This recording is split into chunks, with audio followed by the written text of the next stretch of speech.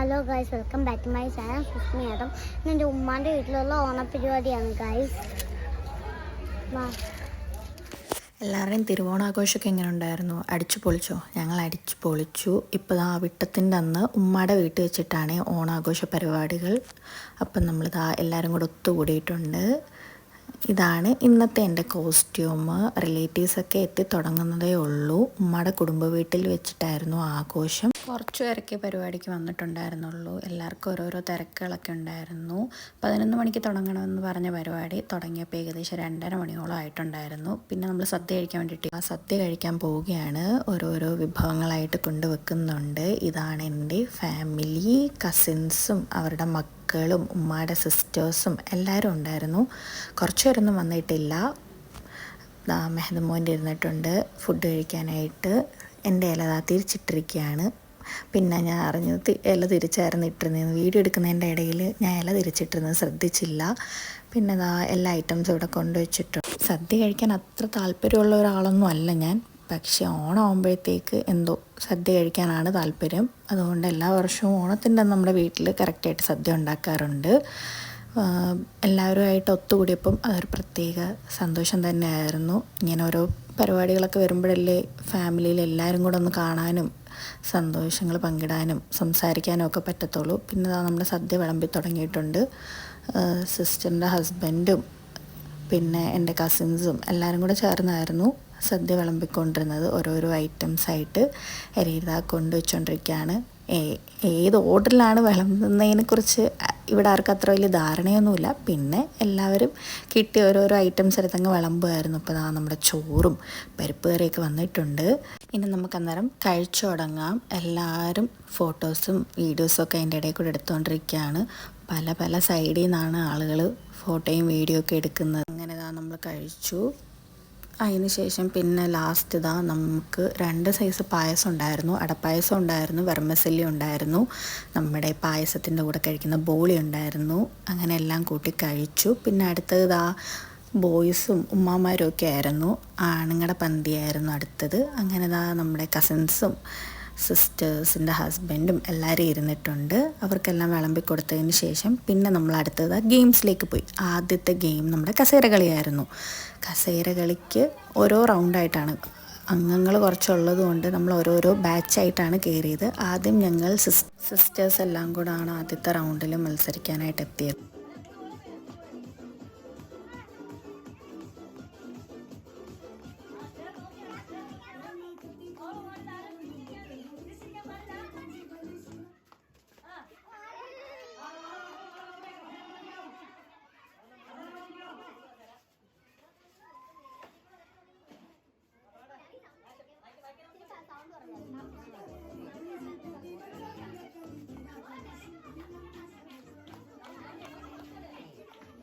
ഞങ്ങളുടെ സിസ്റ്റേഴ്സിൻ്റെ റൗണ്ടിൽ ഞാനായിരുന്നു കസേര കളിയിൽ ജയിച്ചത്. പക്ഷേ അതിൻ്റെ ലാസ്റ്റ് വീഡിയോ കിട്ടിയില്ല, എടുക്കാൻ പറ്റിയില്ലായിരുന്നു.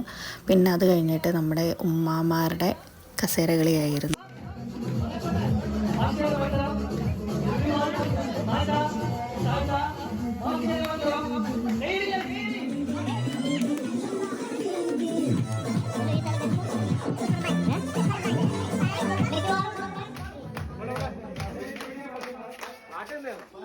കസേര കളിക്ക് ശേഷം നമ്മൾ അടുത്തതായിട്ട് തിരുവാതിര കളിക്കാൻ പോവാണ്. നേരത്തെ പ്ലാൻ ചെയ്തിരുന്ന തിരുവാതിര ഒന്നും അല്ല കേട്ടോ, സ്പോട്ട് കൊറിയോ.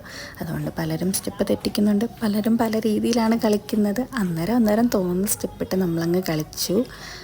എല്ലാവരും കൂടെ ഒത്തുകൂടുമ്പോൾ ഇതൊക്കെയല്ലേ ഒരു സന്തോഷം. അങ്ങനെ അതിൻ്റെ ഭാഗമായിട്ട് അന്നേരം തിരുവാതിര കളിച്ചാലോ എന്ന ഒരാലോചന വന്നു. തിരുവാതിര കളിച്ചു. ഇതായിരുന്നു നമ്മുടെ തിരുവാതിര.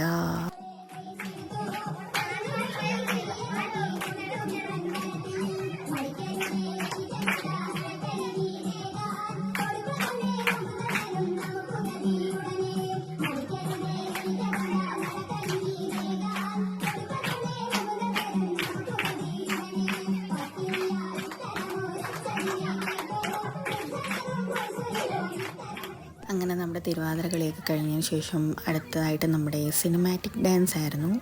സിനിമാറ്റിക് ഡാൻസ് കളിക്കാൻ ഞാൻ കയറിയിട്ടുണ്ടായിരുന്നില്ല.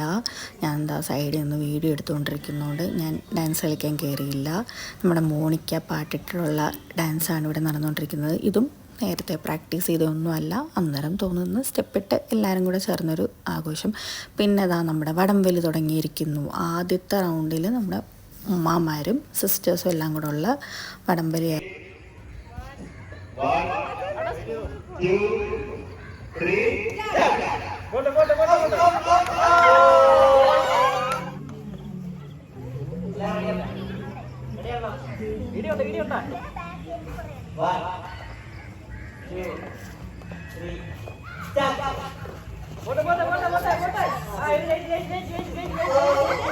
പിന്നീട് ബോയ്സിന് അംഗസംഖ്യ വളരെ കുറവായതുകൊണ്ട് ഞാനും എൻ്റെ ഇത്തായും അവരുടെ കൂടെ കയറിയിട്ടുണ്ട്.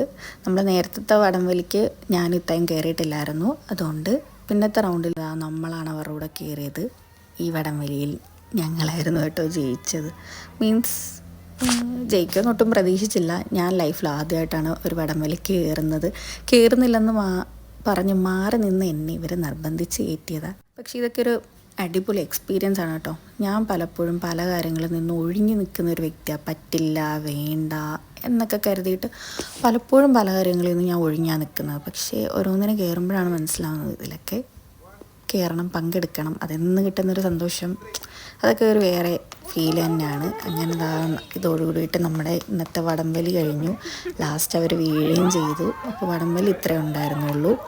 പിന്നീട് നമ്മൾ അടുത്തതായിട്ട് ഉറിയടിയായിരുന്നു. ഉറിയടി മത്സരവും തുടങ്ങിയിട്ടുണ്ട്.